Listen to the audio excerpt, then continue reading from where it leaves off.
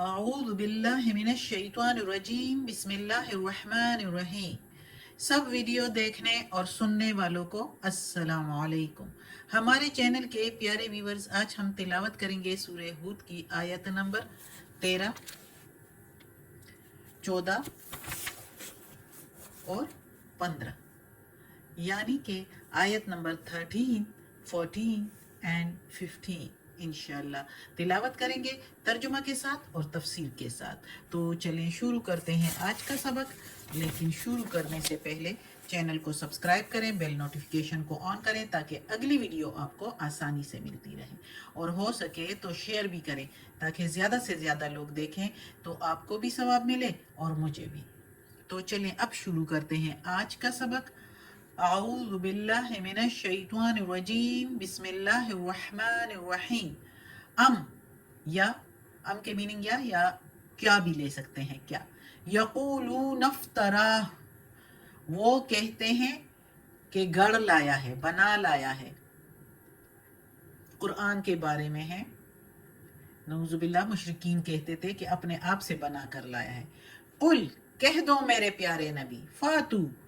پس لے آؤ، بعشر، 10 سور مثلہ، صورتیں اس جیسی۔ مثل کے میننگ مثال ہے، اور ہی کے میننگ اس کے، یعنی اس قرآن کے مثال کے جیسے، یعنی قرآن کے جیسے کوئی 10 صورتیں بھی بنا کر لے آؤ۔ مفتریات ودعو، مفتریات کے میننگ ہے بنا کر لانا یا گڑھ لینا، ودعو کے میننگ اور بلاؤ، من استطعتم من دون اللہ، من استطعتم جس کسی کی استطاعت رکھتے ہو تم بلاؤ، بلاؤ یعنی جس کسی کو بلا سکتے ہو۔ من دون اللہ، من کے میننگ سے دون علاوہ، اللہ اللہ کے سوا، اللہ کے علاوہ کسی کو بھی بلا لاؤ۔ تو اللہ کے اس کلام جیسے اگر بنا سکتے ہو تو بنا لو۔ ان کنتم صادقین، اگر ہو تم سچے۔ اب اس آیت میں اللہ تعالیٰ کہتا ہے محمد صلی اللہ علیہ وآلہ وسلم کو کہ ان لوگوں سے کہہ دو کہ یہ قرآن جو موجود ہے تمہارے درمیان، پچھلی آیت میں ہے نا کہ مشرکین مکہ کہتے تھے کوئی خزانہ کنزون ہونا چاہیے آپ کے پاس، آپ صلی اللہ علیہ وآلہ وسلم کے پاس، یا کوئی فرشتہ ہونا چاہیے تو پھر ہم مان لیں کہ آپ اللہ کے پیغمبر ہے، جس سے آپ کی تصدیق ہو، یعنی فرمائشی معاجزے مانگ رہے تھے۔ تو اللہ تعالیٰ کہتا ہے کہ ایسے معاجزے مانگ کر جس کو پیش کرنا مصلحت نہیں، اس لیے اللہ تعالیٰ نے نہیں بھیجے۔ تو اس آیت میں اللہ تعالیٰ کہتا ہے کہ قرآن جیسا معجزہ جو تمہارے درمیان موجود ہے، اللہ تعالیٰ کی نشانی، تو اس کو مان لو نا۔ اس کو تو مانتے نہیں ہو، تم کہتے ہو کہ یہ خود سے گڑھ لایا ہے، نعوذ باللہ۔ تو میرے پیارے نبی ان سے کہہ دو کہ کوئی 10 صورتیں بھی اس کی طرح کی بنا سکتے ہو تو لے آؤ، تو میں مان جاؤں گا۔ جس کسی کو بھی بلاتے ہو، اپنے دوستوں کو، یاروں کو، بتوں کو، پیروں کو، جس کو بھی، اپنے عالموں کو، جس کو بھی بلاتے ہو، جتنی استطاعت رکھتے ہو، سب مل کر اپنی ایک دوسرے کی مدد کر کے تو بنا کر لاؤ۔ شاعری میں تو تم لوگ، مکہ جو ہے اس زمانہ میں شاعری میں بہت فیمس تھا، مکہ کے لوگ فیمس تھے شاعری میں، تو اتنی فصاحت اور بلاغت تو تم رکھتے ہو شاعری میں، تو بنا کر لے آؤ اگر لا سکتے ہو، اگر تم سچے ہو تو، لیکن نہیں بنا کر لا سکتے،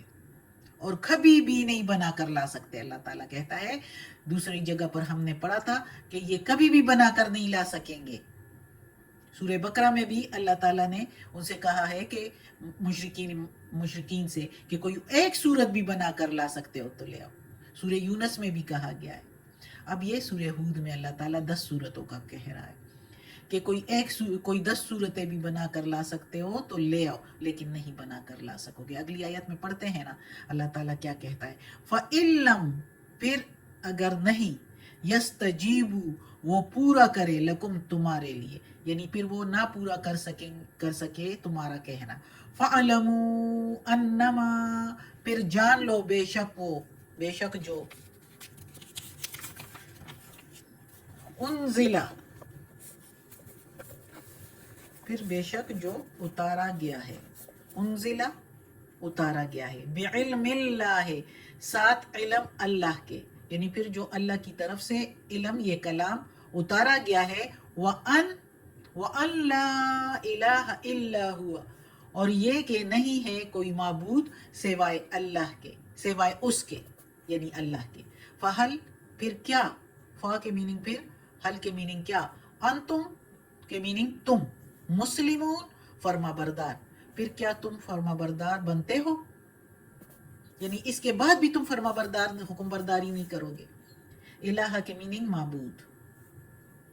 اب اس آیت میں اللہ تعالیٰ کہتا ہے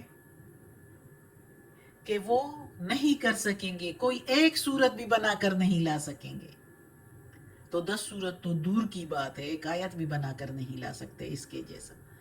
اللہ تعالیٰ کا کلام کے جیسا کون بنا سکتا ہے؟ اللہ ہی نے یہ دنیا اور یہ انسان کو اشرف المخلوقات اور اس کا دماغ سب کچھ اللہ نے بنایا ہے۔ جس اللہ نے انسان کو بنایا ہے تو وہ انسان اللہ کے جیسا کچھ کر سکتا ہے؟ ہرگز نہیں کر سکتا، ہرگز نہیں بنا کر لا سکتے۔ اللہ کے علم، اللہ کے کلام جیسا کیسے بنا کر لا سکتے ہیں؟ تو اللہ تعالیٰ کہتا ہے کہ پھر اگر وہ نہیں بنا کر لا سکتے تو اس کا مطلب ہے کہ یہ کلام اللہ ہی کا کلام ہے، اور بے شک جس کے کلام کے مثال کے جیسا کوئی نہیں ہو سکتا، کسی کا کلام نہیں ہو سکتا، تو اس کی ذات پاک میں بھی اور صفات میں بھی کوئی شریک نہیں ہو سکتا۔ ایسا بے مثال کلام اسی بے مثال اللہ کا ہے جس کا کوئی شریک نہیں۔ کیا ایسے واضح دلائل سن کر بھی، اس کے بعد بھی مسلمان ہونے اور اللہ کا حکم ماننے سے اور فرما بردار بننے سے پھر بھی تم حکم بردار نہیں ہوتے؟ پھر کس چیز کا انتظار ہے؟ کس چیز نے منع کر رکھا ہے حکم بردار ہونے سے؟ اگلی آیت ہے، من کانا،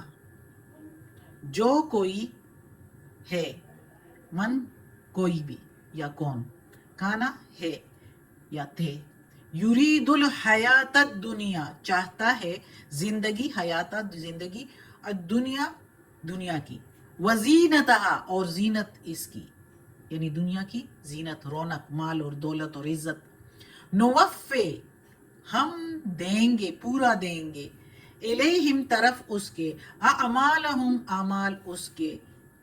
فیہا اس میں یعنی اس دنیا میں، وہم اور وہ، فیہا اس میں، لا یبخسون نہیں وہ گھاٹا پائے گا، نہیں وہ نقصان پائے گا۔ اب اس آیت میں اللہ تعالیٰ دیکھو ایک ایک آیت میں کتنے غور سے ایک ایک بات جو ہے کس طرح بیان کر رہا ہے۔ پہلے فرمائش جو کیے مشرکین نے، پھر اس فرمائشوں کی بجائے جو کہ مصلحت نہیں ہے اس کا پیش کرنا۔ اللہ خوب جانتا ہے کہ کیا کرنا چاہیے کیا نہیں۔ پھر اللہ نے کہا یہ قرآن موجود ہے نا معجزہ تم لوگوں کے لیے، تو یہی دیکھ لو کہ تم اس کے جیسے نہیں بنا سکتے، تو جس ذات پاک کے جیسے تم کچھ بنا نہیں سکتے تو اس کے ساتھ کوئی شریک کیسے ہو سکتا ہے؟ جو تم بتوں کو شریک ٹھہراتے ہو، یا عالموں کو جو کوئی شریک ٹھہراتے ہیں، یا چاند ستاروں کو شریک ٹھہراتے ہیں، تو جس ذات پاک کی طرح کوئی کسی میں صفات نہیں ہے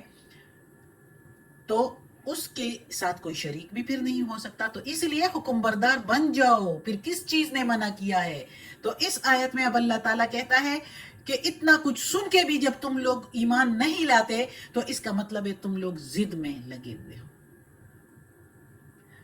سب کچھ تو تمہارے سامنے ہے، دیکھ رہے ہو، لیکن دنیا کی رونق، وجاہت، مال و دولت اور عزت نے تمہیں روکا ہوا ہے۔ تو یہ سن لو کہ جو کوئی مانگے گا دنیا کی زندگی میں اور دنیا کی رونق تو اس کو اللہ پورا پورا دے گا اس میں، جو اعمال اس نے کیے، اگر نیک اعمال کیے۔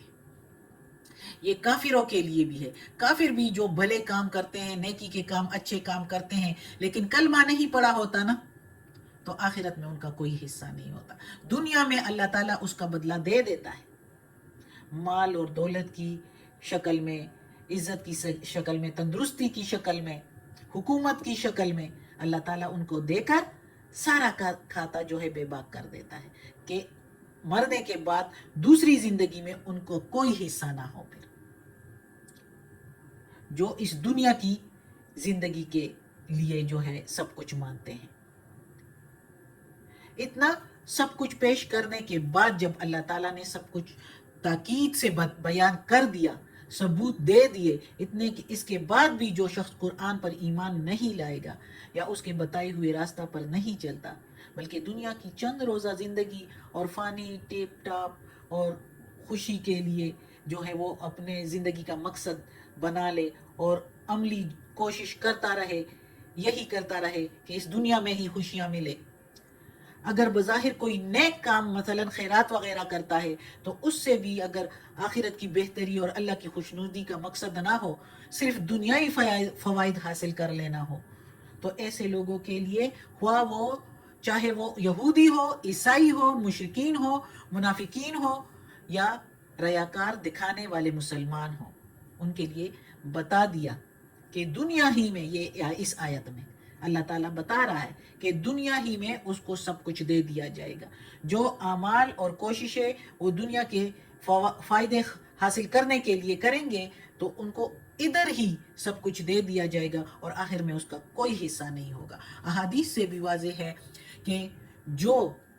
دنیا پرست یعنی دکھاوے کے عالم ہو اور صدقہ و خیرات کرنے والے ہو دکھاوے کے لیے، اور جو جہاد کے لیے بھی دکھاوے کے لیے جاتے ہو مجاہد ہو، تو ان کے لیے ان کے بارے میں بھی کہا گیا ہے کہ قیامت کے دن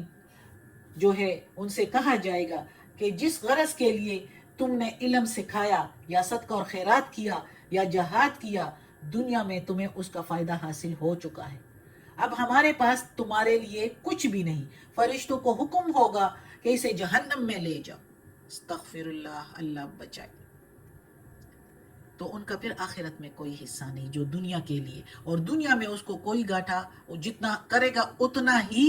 دے گا، اللہ پورا پورا اس کا جزا دے گا، لیکن دنیا ہی میں مال اور دولت، تندرستی اور عزت اور شہرت، حکومت اسی کی صورت میں نہیں گاٹھا کیا جائے گا، پورا پورا دیا جائے گا۔ صدق اللہ العظیم۔ آج کا سبق ختم ہوتا ہے، اللہ ہمیں توفیق دے اس قرآن مجید کا ترجمہ مکمل کرنے کی اور اس پر عمل کرنے کی توفیق دے۔ یا پروردگار، یا رب العالمین، یا مالک یوم الدین، یا علی کل شیء قدیر، یا اللہ یہ تیرے کلام قرآن مجید کی تلاوت کی ہے ترجمہ اور تفسیر کے ساتھ، یا اللہ اس کے زیر زبر پیش میں، تلفظ میں کوئی غلطی ہوئی ہو تو معاف کر دینا، یا اللہ تو معاف کرنے والا مہربان غفور الرحیم ہے، یا اللہ ہمیں عافیت والے معاملات دے، ہماری بیماریاں، تکالیف، پریشانیاں اور برائیاں ہم سے دور کر دے، یا اللہ ہمیں اپنے نیک اور صالح لوگوں میں شامل کر دے، آمین۔